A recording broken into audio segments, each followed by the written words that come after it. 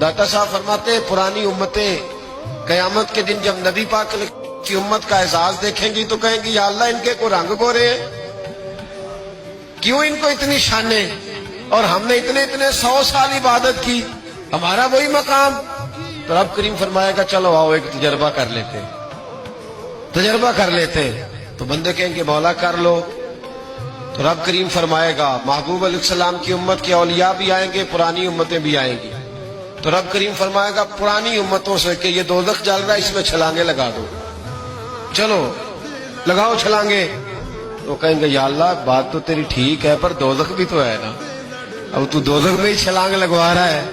تو رب کریم فرمائے گا چلو ٹھیک ہے تم نے صحیح کہا، اب امت مصطفیٰ سے کہا جائے گا۔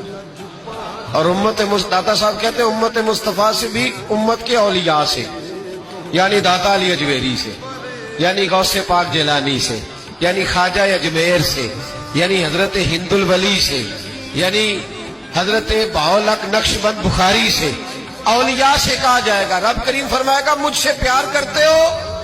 یا اللہ کرتے ہیں۔ فرمایا چلو میری خاطر دوزخ میں چھلانگے لگا دو، آگ جل رہی ہے لگاؤ چھلانگے۔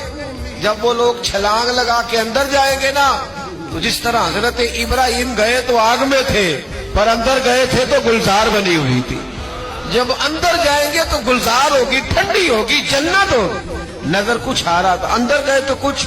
اب رب کریم ان سے پوچھے گا بتاؤ ان کا درجہ بنتا ہے کہ نہیں بنتا؟